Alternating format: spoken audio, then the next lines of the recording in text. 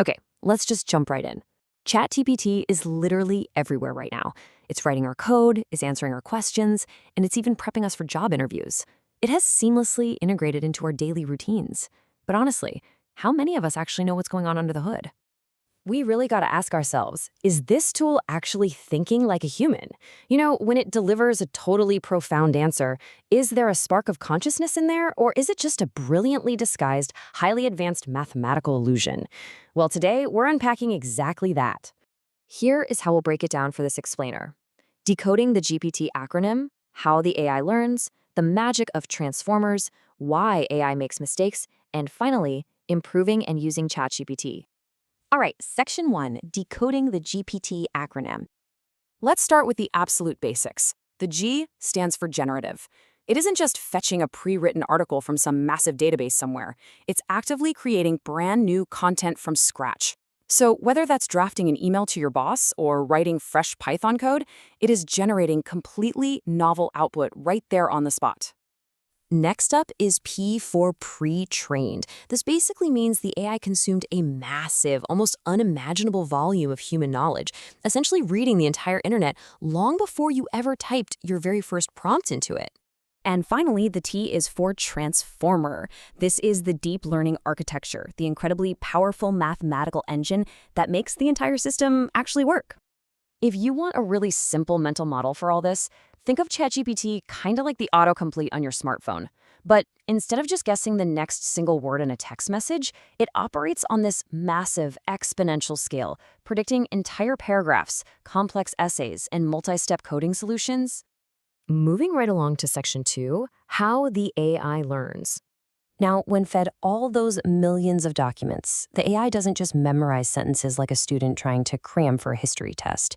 Instead, it maps out the statistical relationships between words. It naturally absorbs the overarching patterns of human language.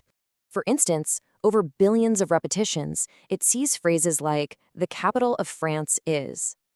Through sheer volume, it calculates the overwhelming statistical likelihood that the word Paris comes next. By mapping these probabilities, it's inherently teaching itself grammar, facts, and context. Which brings us to Section 3, the magic of transformers. To really appreciate transformers, you kind of have to look at what came before. Older AI models failed miserably at long conversations. Like if you said, "I bought a laptop yesterday. It is fast." We humans instantly know it refers to the laptop.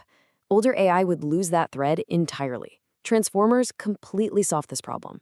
They did this using something called the attention mechanism. Think of it like the AI taking a virtual neon archer and highlighting the most crucial words in your prompt to maintain context. This attention allows the system to follow multi-step instructions and maintain coherent conversations over time. So when you ask a complex question, it doesn't query a database. It rapidly executes 3 steps. It calculates probabilities, predicts the most likely next piece of the answer, and then repeats. And it performs thousands of these calculations in mere milliseconds. In AI terminology, it generates these responses one token at a time. Now, a token isn't always a full word. It could be a single syllable or even just a punctuation mark. Stringing all these tokens together at lightning speed is how it crafts that intelligent-sounding text. Okay, on to Section 4. Why AI makes mistakes. If it's so smart, why does it mess up? Well, because it predicts likely answers rather than truly knowing facts, we sometimes get what's called an AI hallucination. The model has absolutely no ego and no internal fact checker, so it will confidently generate information that sounds completely plausible, but is actually entirely fictional. Because of these hallucinations, you absolutely have to treat AI as an assistant, not an absolute authority. You must always verify information in high-stakes areas: medical advice, financial decisions, legal matters, and academic research. Definitely don't just blindly trust it. Finally, Section 5, improving and using ChatGPT. So how do they fix those mistakes? After the initial pre-training, developers use RLHF, reinforcement learning from human feedback. Basically, human reviewers evaluate its responses, ranking the helpful ones highest. This is the absolute secret sauce that aligns the AI with human expectations, making it feel incredibly natural. Thanks to that constant refinement, AI is transforming diverse professions everywhere. Students are using it for homework assistance, developers use it to debug code, content creators use it to brainstorm scripts, and professionals are drafting emails and automating routine tasks. It is fundamentally changing how we work. So to wrap up our explainer today, the key takeaway is this. ChatGPT is not magic, and it is definitely not human. It is a wildly powerful statistical engine that learns patterns, utilizes transformers to hold onto context, and just calculates the most likely next word. As AI keeps evolving at this breakneck pace, understanding the actual mechanics beneath the surface is an essential professional edge. Think about it. If this is just a statistical engine predicting words today, what happens when it eventually learns to truly reason tomorrow?